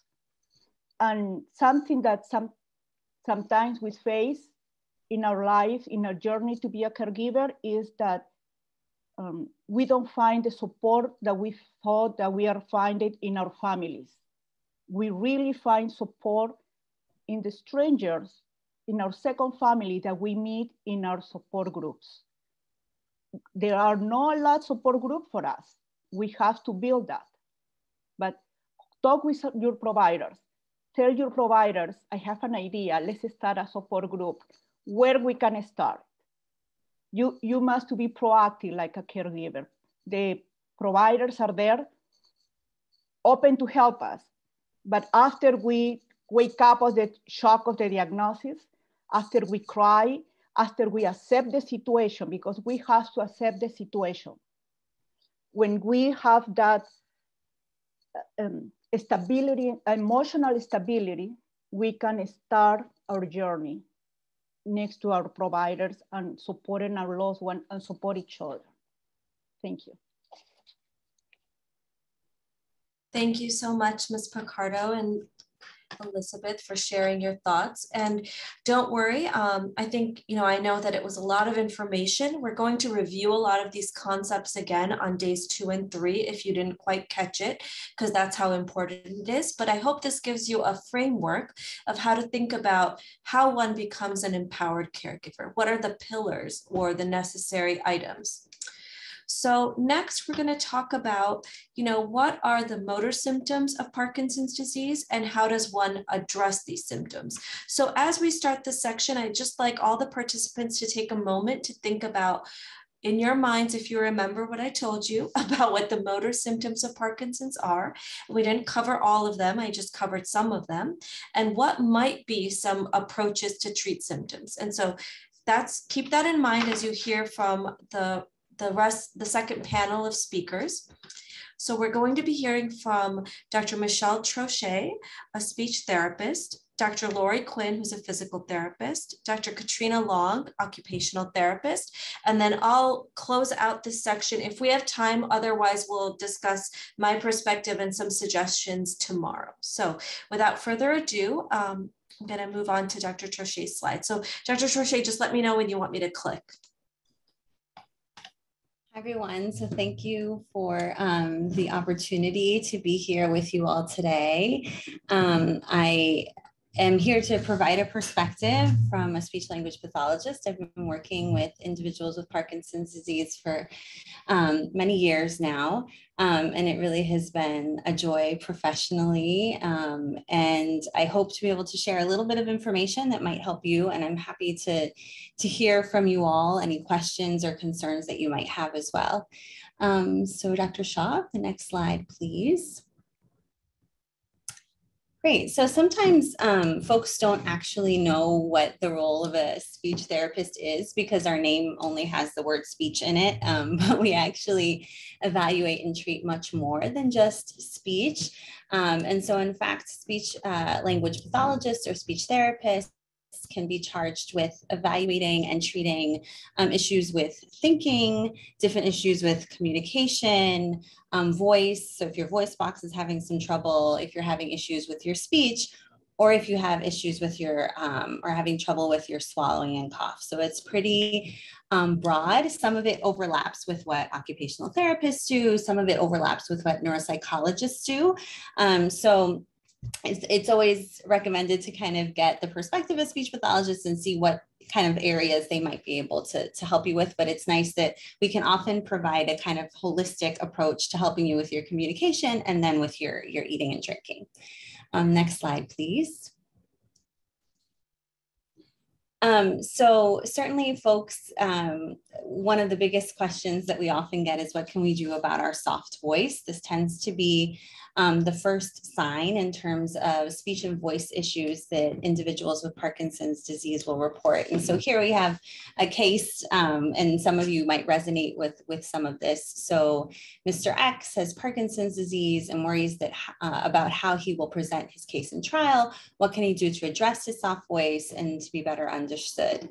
And so the first thing is really, to, get an evaluation. So Parkinson's, like I mentioned, does tend to result at some point in the disease. For some people, it's really early. For some folks, it's a little bit later on. It tends to result in changes to speech that include your voice getting softer. Sometimes your voice will, or your speech will actually get faster. Or you may even start stuttering. Even if you didn't, for example, stutter as a child, you might start stuttering in your later on, or maybe your speech even becomes less crisp. So people might call it slurring, like they can't fully understand what you're saying. And the reality is that all of these, right, can affect your ability to communicate with your friends and family, and your ability, if it gets really bad, to communicate your wants and needs. So it's something that is really important that we address as soon as you start to notice changes, or as soon as maybe your care partners start to notice a change in your communication. And so when we do go to evaluate your speech, it's actually pretty low tech to start. We mainly have you do funny things with your voice and your speech. We have you say, ah, we have you say different words. We make you do different sounds. And what we're doing when we're evaluating your speech that way is kind of trying to figure out where the problem is in your speech system. Is it your breathing? Is it your voice box? Is it your articulators or your mouth and tongue? Which ones are creating the most trouble, so that then we can focus our treatment on that. And then based on that, we develop an individualized approach to treatment. And so you heard about Lee Silverman voice therapy already, which is certainly kind of, I think, the most common approach in Parkinson's disease, but it doesn't necessarily work for everyone. And so it's really important, again, that the approach be based on the particular trouble that you're having with your speech. And that's why that sort of evaluation is so important.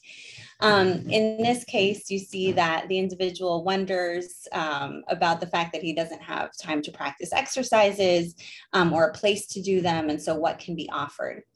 The reality is that the best exercise for speech is speaking. And so what I often tell folks is, if you're really busy with other appointments or other exercises or work or whatever it is, at least take some time out each day where your focus is on working on your speech and communicating with your communication partner, whoever that person is who you want to speak to that day. Maybe it's your spouse, maybe it's a child, maybe it's a friend.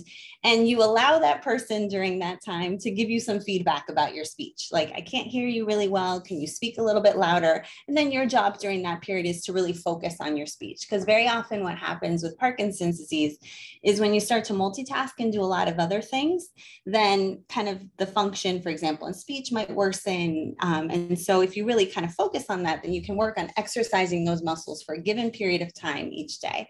But beyond that, like I mentioned before, there are other exercises specifically that can, for example, in this picture, you'll see this person blowing into a blue device. That is a device that helps strengthen your breathing muscles. In the middle, you see a man that has a little device on his ear. That's called a speech vive. It's actually a device that's been developed that produces kind of like babbling noise in your ear when you speak, and causes people to automatically get louder. So if we all go into a loud room, we automatically speak louder because we know we have to. It's called the Lombard effect. It's kind of like a reflex. And so this device is established for people with Parkinson's disease to automatically help them get louder. And it's something that soon will also be offered, it will be covered by insurance. So that's something to certainly be looking out for. And then other things like Lee Silverman voice therapy, for example. But I think the best thing and the most important thing is to get evaluated by a speech language pathologist. And like Elizabeth spoke about before, preferably someone with expertise in treating and working with folks with Parkinson's. Dr. Shah, next slide. Thank you. So like I mentioned before, something else that speech language pathologists work with is helping to evaluate and treat swallowing issues. And here's a case of a teacher who noticed that she started to have some issues with coughing when she was drinking her coffee or drinking soup, and wondered what might be causing that and what can be done. And this is an area that people often don't think about, right? We think about the fact that probably speaking uses a lot of muscles, that walking probably uses a lot of muscles, that writing uses different muscles. But the reality is swallowing also uses a lot of different muscles that need to work in a really coordinated way for us to successfully take food or liquid from our mouth and get it to our stomach without it going into our airway. And what can unfortunately happen with Parkinson's disease is that all of those muscles can get discoordinated, just like your arms and your legs get discoordinated, or your breathing muscles get discoordinated. And so food or liquid can start to go down the wrong pipe. We call that, maybe you've heard, aspiration. So food or liquid would go down the wrong pipe. And if that goes into your lungs, it can eventually cause an infection. Which is why we worry about this in particular. That infection, which some of you are probably aware of, is called aspiration pneumonia, and it can be life-threatening. And it is, in fact, a leading cause of death in Parkinson's disease. So swallowing is something that we like to keep especially close tabs on. And when folks start to have trouble with their swallowing, the great news is that there are actually a lot of exercises to help fix the muscles of swallowing, just like there are exercises for walking and you know, writing and things like that. So we also have those sorts of exercises for swallowing. Now, the trick is that we can't see your swallowing muscles, right? They're hidden. And so when we go to do evaluations of your swallowing, it tends to be a tad bit more invasive than some other things that you do. And so here you can see some pictures of what those evaluations might look like. This first image is an image from a video fluoroscopic evaluation of swallowing. Sometimes it's called a modified barium swallow. So it's like a video x-ray, and you would swallow barium of different types of consistencies, some like liquid, some more solid. And that way we can see which muscles are giving you trouble. If you are having trouble with your swallowing, what might be causing those issues. And another type of evaluation is called an endoscopic evaluation of swallowing. And that one you can see in the next image, where we place a little video camera down your nose. And that way we can see your voice box. And then we have you eat and drink and see how your muscles are doing. And basically these types of evaluations just let us get a real good sense for where the problem is. So then we can select treatments that work for you. But the real trick with swallowing exercises is that you probably shouldn't be doing them without some sort of evaluation like this, because there are some different types of compensations and things that can worsen your swallowing. And so it's really recommended that early on, soon after a diagnosis with Parkinson's disease, that you get one of these types of evaluations, just so that we can kind of get a sense for if you are having any issues with your swallowing, what those might be, and then how we can help you with those. So Dr. Shah, I don't know if you'd like me to elaborate on anything. Okay, yeah. So in the interim, what can you be doing? So I think one thing is stay active and engaged. It's great for your brain. And if your brain is working hard, hopefully that's working on a lot of these other issues. So remain engaged in social activities. That way you'll be talking more, you'll be speaking more. That's good exercise for your speech muscles. Try your best to do some form of general exercise. And I know you'll hear from Dr. Quinn. I think that will help you kind of from the physical therapy realm, but there's some evidence to suggest that it should help you to actually also prevent some of these infections. Like I told you of the lung infection, aspiration pneumonia. Consider using us early on because that's when we can really help you the most and hopefully have the longest impact. So hopefully get us on your team early on. If you are having trouble with eating and drinking, for example, try to reduce distractions during meals. Again, there's some research to suggest that if you're multitasking, you're probably going to have a little bit more trouble with your swallowing. Oral care is huge. So if you do get food and liquid down into your lungs, what is going to go down into your lungs are whatever germs are in your mouth. And if you can keep your mouth as clean as possible, then when stuff gets into your lungs, it may not actually be as damaging. So try to brush as often as possible, particularly if you're having swallowing problems before meals. That's a good idea. This has been identified as a huge risk reducer for aspiration pneumonia. So this is something you could start doing immediately. Beware of changes in your communication and swallowing and cough. And if you identify any of these, ask your physician for a referral to be evaluated by a speech language pathologist.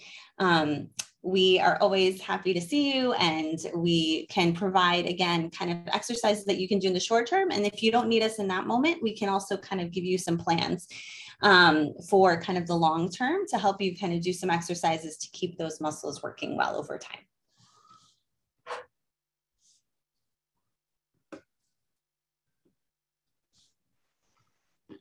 Great, thanks, Michelle.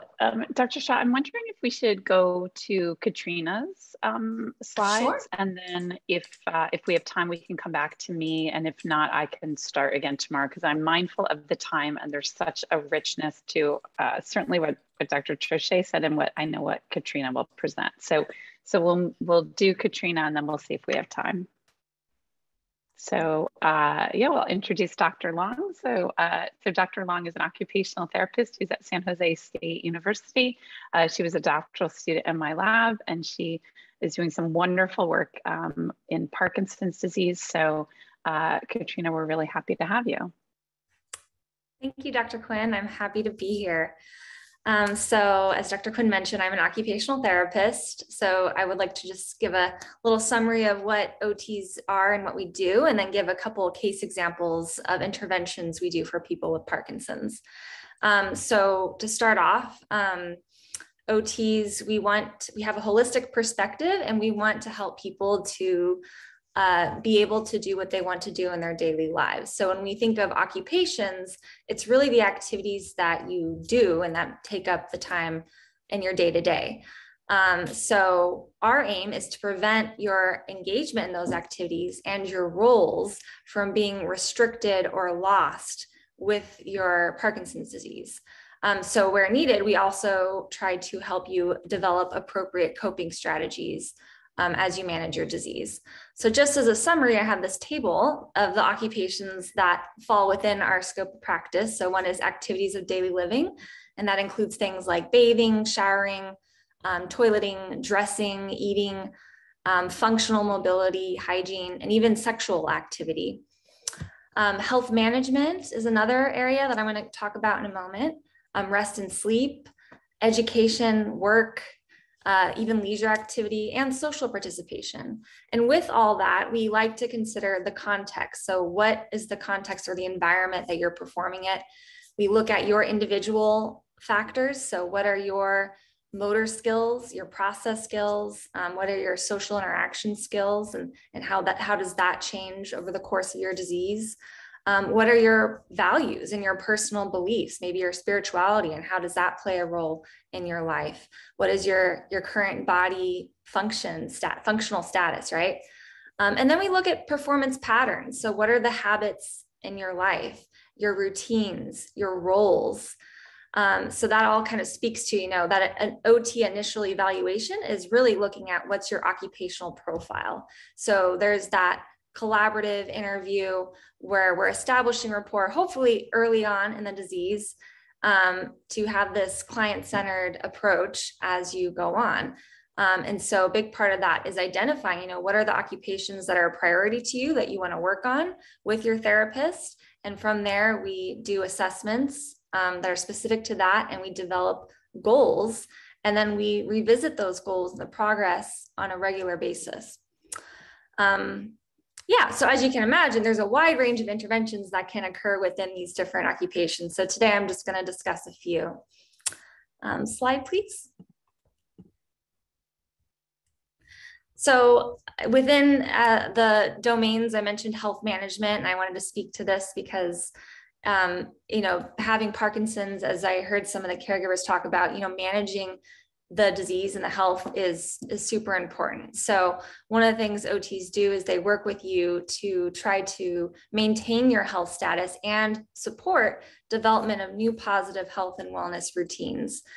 So that includes looking at, social and emotional health, also physical activity, which Dr. Quinn is going to speak to later, making sure you're managing your medications that you've been prescribed by your neurologist, making sure you're following your nutrition plan, and also personal care devices that I'm going to get to in a bit. And then, as I mentioned before, goal setting is really big. So I like the term SMART goals. I think Elizabeth mentioned earlier. So goals that are specific, measurable, attainable, realistic, and have a time frame. And so the role of the therapist, your occupational therapist, is to try to set appropriate goals with you in collaboration, because we want you to experience success. Because we know that when you experience success and you have a sense of mastery, your self-efficacy is supported, and that's your belief in your ability to succeed. And we want you to be able to maintain your roles and continue to do the things that are meaningful to you. So that's goals. Slide, please. So one example of a case, we have Mrs. D, and she's having trouble getting up from toilet seats, different chairs, and she also is having difficulty walking. She has freezing, where she kind of stops in her place and she can't continue. And this has affected her social participation because she feels embarrassed and helpless, and therefore she doesn't really want to leave her home. And so the question is, what are some tips that an OT might provide? And what are some devices that can help her with this? Slide, please.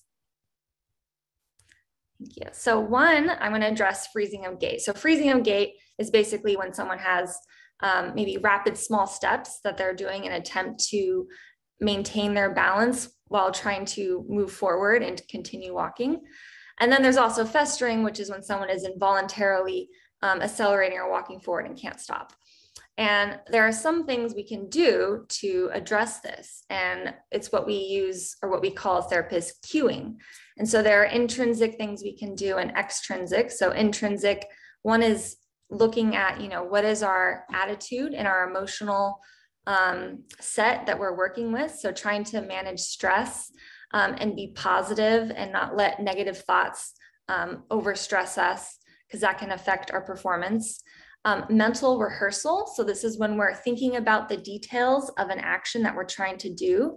So as you know, people with Parkinson's tend to lose their automaticity. So things that are normal and automatic, such as a normal stride length or step length or tone of voice, are no longer automatic. So we have to think more intentionally and explicitly about them. So mental rehearsal, as I'm going to show you in the next slide, is breaking it down and thinking about all the steps involved to do that. So internal dialogue is part of that. So when you're walking, thinking intentionally, I'm taking big steps and trying to exaggerate it, can help with the stride length. Visualization, again, thinking, imagining doing it can help, or even seeing other people do it can help. So those are intrinsic.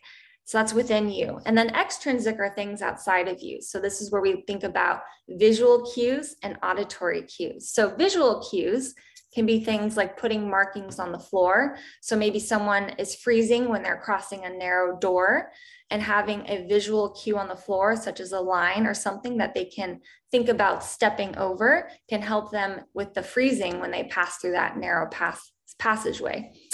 Another thing is cue cards, and I'm going to show an example of that in our next slide.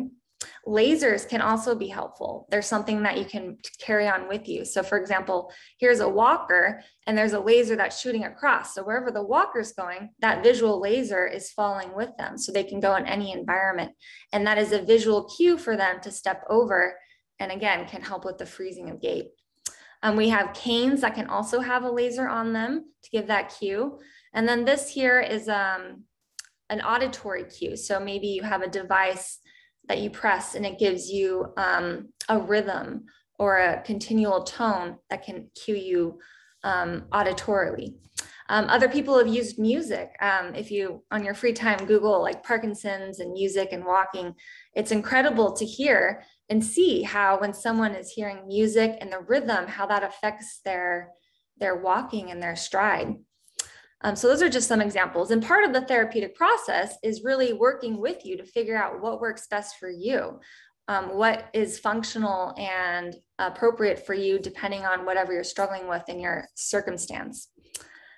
So, you know, this is considered a compensatory mechanism. So it's not, you know, fixing or curing the freezing of gait, but it's helping you in the flow of motor performance and using other brain circuitry to get through that despite the dopamine deficiency.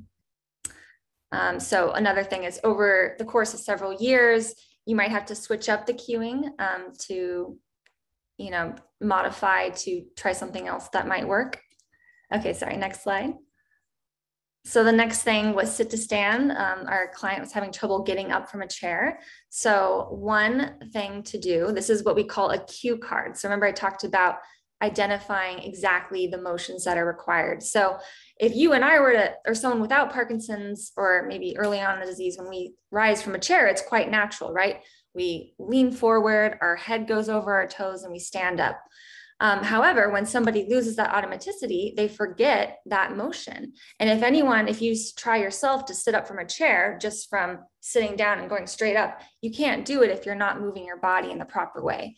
So this is a cue card that a caregiver can use to support their person with Parkinson's, or someone with Parkinson's can cue themselves in thinking this through. So essentially you're moving your bottom to the front of the seat.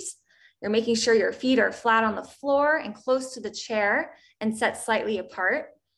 You're going to put your hands to push down on the armrest. So if your chair has an armrest, if there aren't armrests, you're going to try to angle it so you can push off the seat you're sitting on.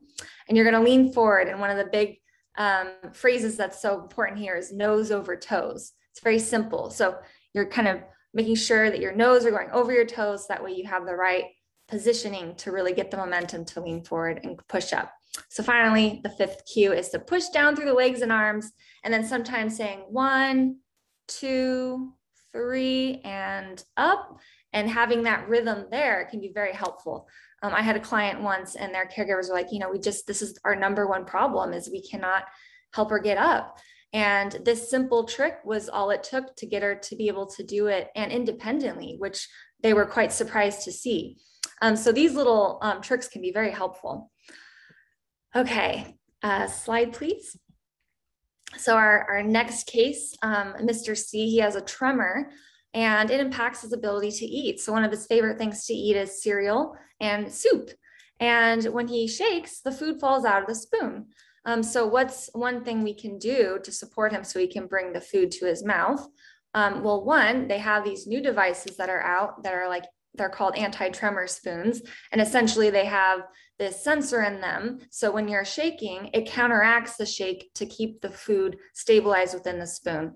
So that is one kind of supportive adaptive equipment that you might get for yourself or someone you know who has Parkinson's. Another thing that might be helpful is using weighted utensils. Some people have found that even having like a larger grip or a weighted handle, or even positioning themselves against a wall where they can hold their arm, can help with stabilizing with a tremor. So those are just a few tips, an example. I hope that was helpful. And if there's time for questions, I'm happy to answer them. Thank you so much, Katrina. That was awesome. And thank you to Dr. Troche. So I think I just want to be respectful of our participants' time, but I want to assure you, I'm sorry, I'm trying to get to the previous slide. So tomorrow we're going to start the day off with a presentation from Dr. Quinn about motor symptoms and what you can do from a physical therapy point of view. And next, we're going to hear from me about medications and other treatment strategies. But I did want to share with everyone that we were hoping you all would complete a survey at the end of today if there's any challenges or cases you wanted to share. So perhaps, you know, hearing from Dr. Troche and Dr. Long, sparked some question or issue that you've been in, or maybe there's a case of something that you've been really struggling with as a care partner, as a allied healthcare professional, as someone who's working with someone with Parkinson's. So do send us your questions and cases. We'll start the session off tomorrow, hearing from Dr. Quinn and myself, and then addressing any cases that you all may share. If we don't hear a lot of cases from you all, we do have some ideas from the team that we can discuss as well, just because I think it does help to work through some real life challenges. But thank you all so much for joining us. I hope that it's been helpful so far, and we look forward to seeing you for tomorrow and the following day. So yeah, and I just want to say, sorry, sorry, go ahead. No, that's okay. Just that the link is in the chat, so we just might give people just a few minutes to copy it. Yeah, or click on it and then you can save it. So everybody should be able to do that. And Danielle will also email it out. So I just wanted to make sure. But yeah, thank you again, everyone. Thank you, Dr. Shah and Dr. Long, Dr. Troche, everyone for a really great first night. Okay. Good night, everyone, and see you tomorrow. See you tomorrow. Bye-bye.